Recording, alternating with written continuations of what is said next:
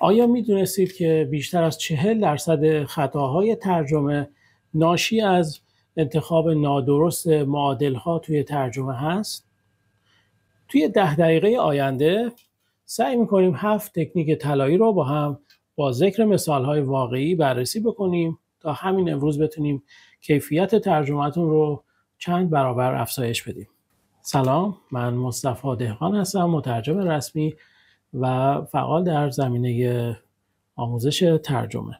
توی این ویدیو علاوه بر مرور تکنیک ها هر کدوم رو با چند مثال واقعی از چند متن مختلف که مرتبط با ایمیل، وبلاگ و شبکه‌های اجتماعی هست با هم تمرین می‌کنیم. تکنیک اولی که باید بهش توجه بکنید پیشخوانی کلی متن هست. قبل از اینکه ترجمه رو شروع کنید متنتون رو بخونید یا به صورت اجمالی اون رو اسکیم بکنید. عنوان و تیترهاش رو بخونید، نکات کلیدیش رو سعی کنید هایلایت بکنید و با یه نگاه متوجه میشید که آیا متن رسمی هست یا دوستانه تخصصی. بخش‌های مهمش مثل دستورالعمل، نتیجه‌گیری و سرفصل‌های متن رو سعی کنید علامت بزنید. برای مثال اگه یک ایمیل کاری هست، خب موضوعش رو که ببینید یا همون سابجکت رو ببینید و مقدمش رو نگاهی بندازید متوجه میشید که لحن رسمی هست یا غیر رسمی. اگر پست وبلاگ باشه یا مثلا پست مرتبط با شبکه‌های اجتماعی باشه، فهرست مطالبش رو که نگاه بکنید میتونید متوجه ساختارش بشید. و همینطور در ارتباط با پیام هایی که برای شبکه‌های اجتماعی گاهن ممکنه نیاز باشه ترجمه بکنید. اگر هشتگ و ایموجی توش استفاده شده باشه خب متوجه میشید که لحنش دوستانه است و این یک علامت هست برای اینکه بتونید سریعتر این موضوع رو تشخیص بدید. تکنیک بعدی تقسیم بندی جمله های بلند هست.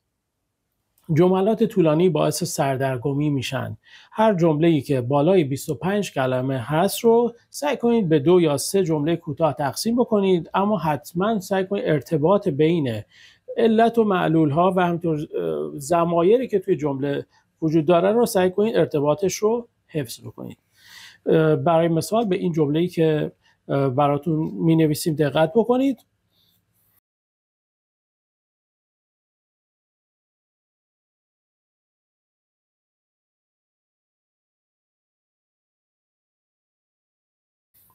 حالا بیاید ترجمهش رو با هم ببینیم که چجور بتونیم بهتر این جملات رو توی فارسی تقسیم بندی بکنیم. قسمت اولش رو به این صورت نوشتیم: بسیاری از مبتدیان علیرغم تمرین روزانه با قوانین گرامری مشکل دارند. و قسمت دوم: این قوانین بسته به باف و سبک متفاوت هستند و اغلب منجر به ناامیدی می شوند. خب این یک مثالی بود از تقسیم صحیح جملات توی ترجمه. تکنیک بعدی که میتونید رعایت بکنید ساده سازی ساختار هست.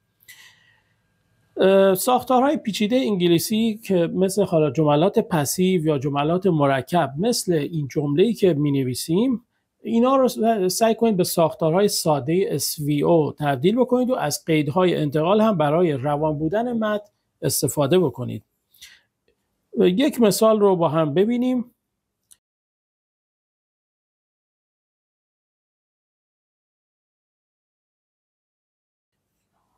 و حالا اون ساده سازی که ما توی فارسی میتونیم انجام بدیم به این صورت میتونه باشه: بعد از دریافت مجوز و بحث کامل تیم فاز بعدی را آغاز کرد. این حالا یک نمونه از ساده سازی برای ساختار جملات پیچیده بود. یا مثلا این جمله رو در نظر بگیرید و توی ترجمه میتونیم به این صورت سادهش بکنیم: هیجان زدم که هفته بعدی پروژه جدیدم را راه اندازی می کنم، یا هفته بعد پروژه جدیدم را راه اندازی می کنم. تکنیک بعدی یا تکنیک شماره 4 انتخاب معادل دقیق است. برای واژه‌های کلیدی حداقل سعی کنید 2 منبع، یکی حالا منبع تخصصی که حالا اطلاعات مرتبط با اون حوزه تخصصی رو داره و یکی منبع جامع رو سعی کنید بررسی بکنید. و یادتون باشه معادلی رو انتخاب کنید که دقیقاً بار معنایی و لحن اون متن رو منتقل بکنه.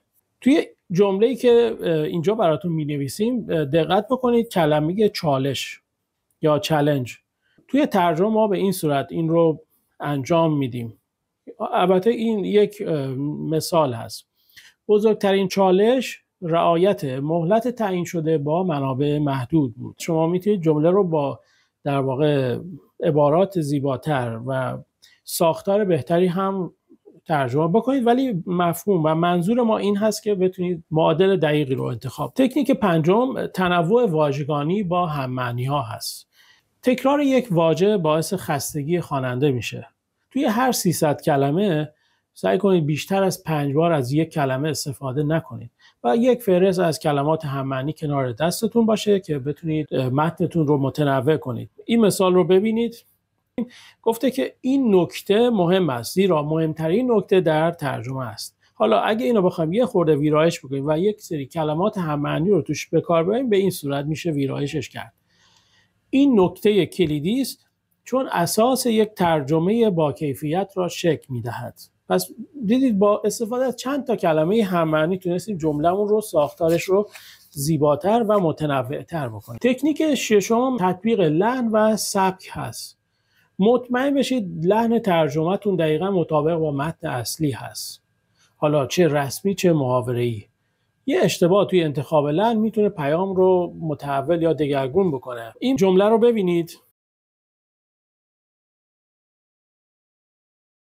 حالا ترجمه‌ای که میشه انجام داد: لطفاً گزارش را تا روز جمعه ارسال نمایید، که متن رسمی بود. حالا متن دوستانه‌اش رو ببینید.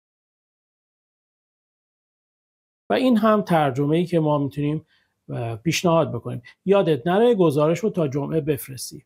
این میشه در واقع ترجمه مطابق با لحن و سبک. تکنیک بعدی بازخوانی و ویرایش نهایی هست. بعد از کامل شدن ترجمه یه فاصله کوتاه، مثلا 1 ساعت بعد از اینکه ترجمه رو انجام دادید، برید متن رو دوباره بخونید. از ابزارهای گرامری هم کمک بگیرید و ورژنینگ کنید تا بتونید اون تغییرات توی فایلتون رو ردیابی بکنید. میتونیم نسخه های متن رو دسته‌بندی کنیم. یکی نسخه A که ترجمه اولیه است، نسخه B که نسخه اصلاح شده هست که بعد از مثلا حالا یک استراحت کوتاهی متن رو اومدیم ویرایش کردیم، اصلاحش کردیم، و نسخه C یا نسخه سوم فایلی هست که در واقع اومدیم ساختارها و فرمت متن، نقطه گذاری ها و دستور زبان رو هم اصلاح کردیم و ویرایش کردیم، که این میشه در واقع نسخه سوم و در واقع نسخه نهایی میتونه باشه چون ویرایش کاملتری داره. اشتباهات رایجی هم که بهتره ازش اجتناب کنید، و البته ما توی ویدیوهای قبلی هم راجع به اشتباهات نابخشودنی مترجمین تازه‌کار هم صحبت کردیم. اون ویدیو رو هم میتونید ببینید. اینجا یک اشاره کوتاهی بهشون میکنیم. مثلا ترجمه کلمه به کلمه، عدم توجه به ویرگول یا کاما توی ترجمه، مثالش هم که خب خیلی معروف هست، همون جمله معروف بخشش لازم نیست اعدامش بکنی توی فارسی، و توی انگلیسی هم مثلا let's eat grandma، که اونم میشه یه جورای مثالی از بی‌توجهی به ویرگول. و اشتباه بعدی هم عدم بازخوانی متن هست. با این 7 تا تکنیک که شامل پیشخوانی متن بود، تقسیم جملات، ساده سازی، معادل یابی دقیق، تنوع در واژگان، حفظ لحن در واقع متن اصلی و ویرایش نهایی، میتونید هر متن عمومی رو حرفه‌ای‌تر ترجمه بکنید. حالا شما به من بگید که کدوم روش براتون مفید بود و توی کامنت ها بنویسید نظراتتون رو، و ممنون میشم. حتما لایک و سابسکرایب رو فراموش نکنید تا ویدیوهای بعدی رو هم بتونید ببینید. خیلی ممنونم که وقت گذاشتید. موفق و پیروز باشید.